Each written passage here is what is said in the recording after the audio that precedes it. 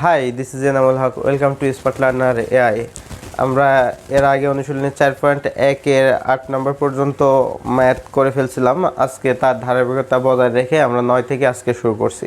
এই পর্বে আমরা অনুশীলনী 4.1 এর 9 নম্বর থেকে শুরু করে 12 নম্বর পর্যন্ত ম্যাথ দেখে ফেলবো। সো 9 নম্বরটা শুরু করা যাক।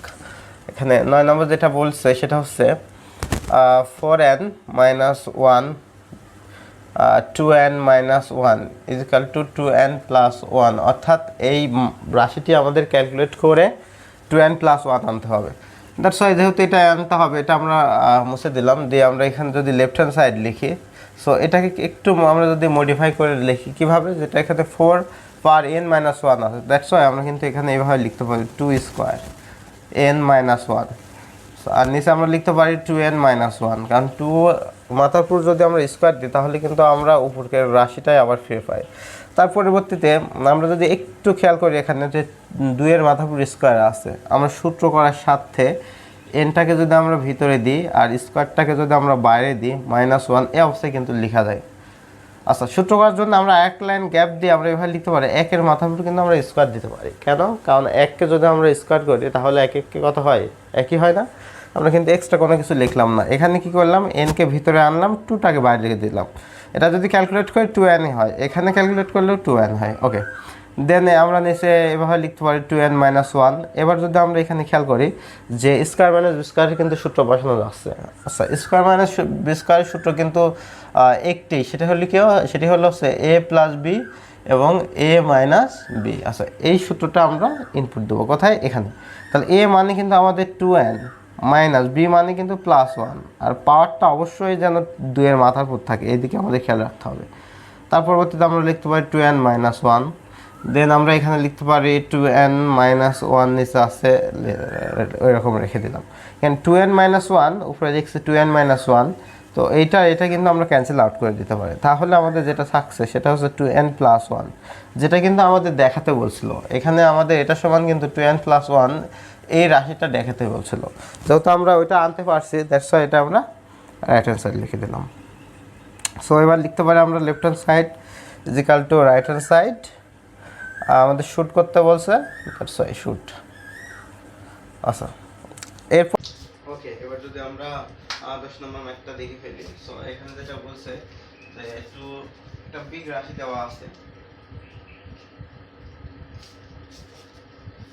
ওকে, এবার যদি আমরা 10 নম্বর ম্যাথটি দেখে ফেলি, সো এই ম্যাথটা করতে গেলে আমাদের যে হেল্প নিতে হবে সেটা হলো am গুণ an এর যে আমরা একটা সূত্র শিখছিলাম সেটা হচ্ছে am ইনটু গুণ থাকলে বার অবশ্যই যোগ হয় এরকম। আর এখান থেকে আমরা কিন্তু কনভার্ট করে যাইতে পারি am ইনটু কত am, অর্থাৎ গুণ থাকলে যোগে যাইতে পারি, আবার যোগ থাকলে আমরা কি গুণ। এই ফর্মুলার সহযোগিতা আমাদেরকে নিতে হবে। ওকে, সো এটা আমাদের সলভ করে যেটা করতে হবে সেটা হচ্ছে হাফ প্রমাণ করতে হবে। So let's start. সো এখানে যেটা দেওয়া আছে সেটা আমরা এভাবে লিখতে পারি 2p ইনটু 2 1, এই ফর্মুলা অনুযায়ী যেহেতু প্লাস হলো আমরা ইনটু দিয়েছি।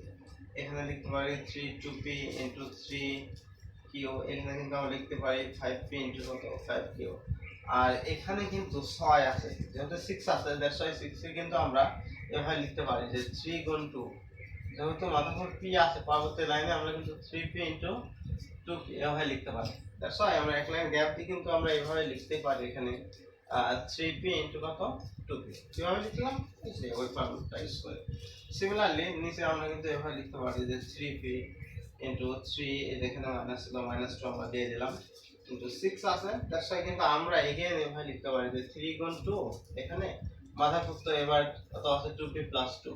সো এই জিনিসটা তো দুইটারই মাথার উপর আছে, দ্যাটস ওয়াই আমরা কিন্তু এটা আলাদা আলাদাভাবে দিয়ে দিতে পারি। কিভাবে দিতে পারি? আমরা এখানে কিন্তু লিখতে পারি যে 3 2p + 2 এভাবে দিতে পারি ইনটু 2p + কত 2 এভাবে লিখতে পারি। ওকে, আর এখানে যেহেতু 10p আছে দ্যাটস ওয়াই কিন্তু আমরা এখানে লিখতে পারি যে 5 গুণ 2 মাথার উপর p আছে। সো আমরা কিন্তু এভাবে লিখতে পারি যে 5p ইনটু 2p। ওকে, দেন এখানে 15 আছে দ্যাটস ওয়াই আমরা লিখতে পারি যে 3 গুণ 5 3q ইনটু কত 5q এই অবস্থায় লিখতে পারি।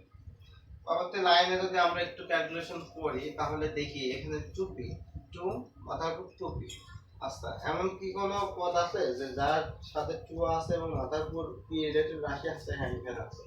সো দ্যাটস ওয়াই আমরা কিন্তু লিখতে পারি যে দুইটা পি একটা পি, তাহলে 3 পি।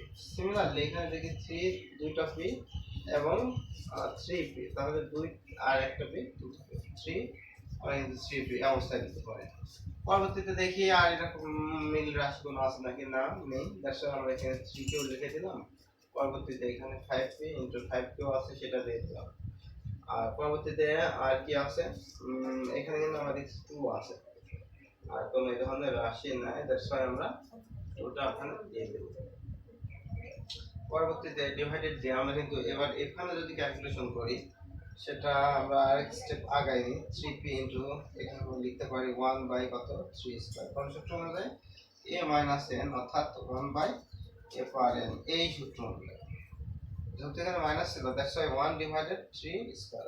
দেন কিন্তু আমরা এখানে লিখতে পারি 3 2p ইনটু 3 স্কয়ার ইনটু এখানে লিখতে পারি 2 2p ইনটু 2 স্কয়ার, এখানে 5p ইনটু 2p, দেন 3q ইনটু কত 5q, এটা কিন্তু আমরা এখানে দিতে পারি।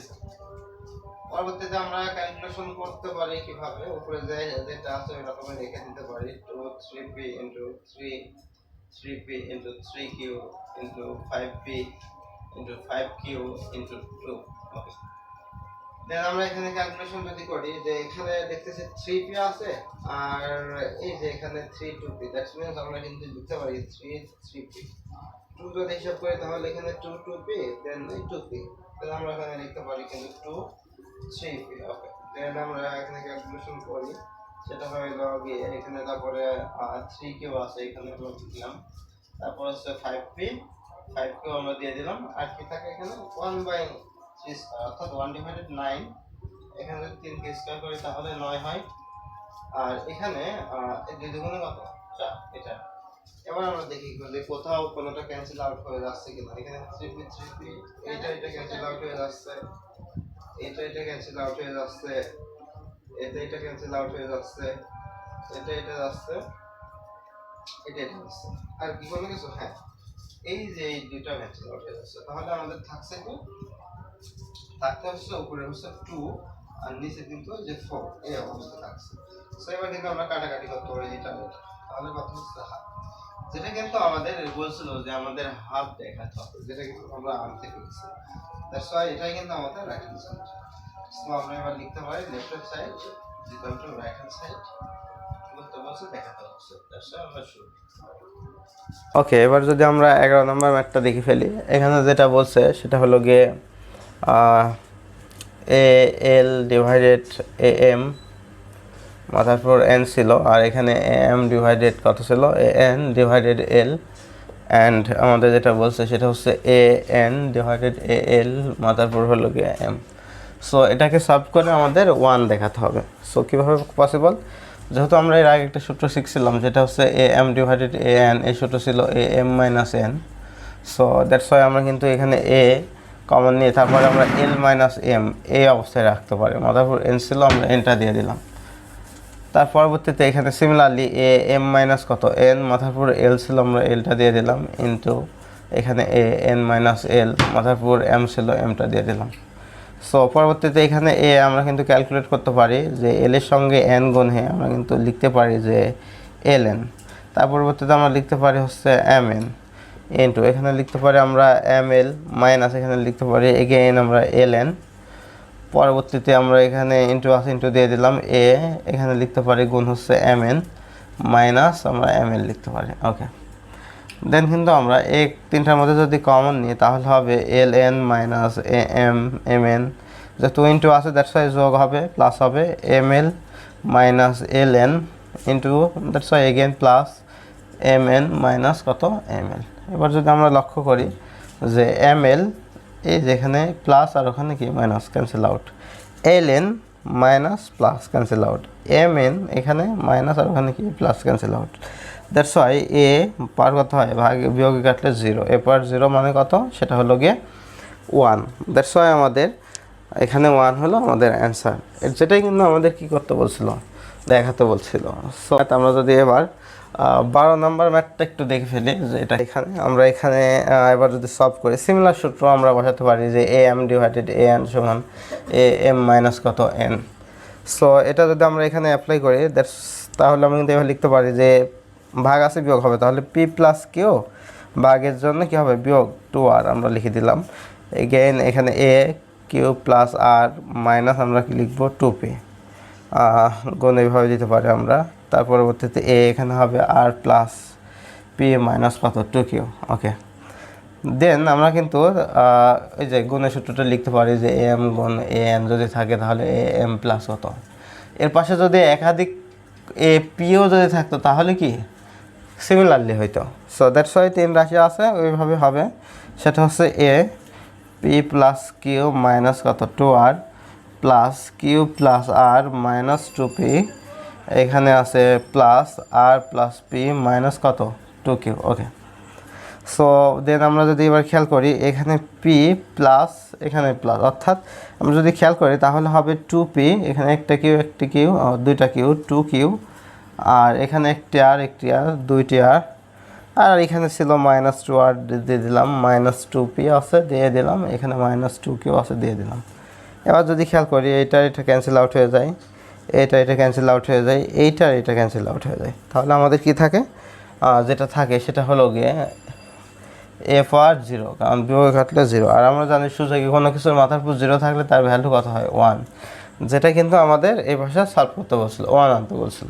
সেহেতু আমাদের right hand side 1, that's why আমাদের লিখতে হবে left hand side is equal to right hand side should.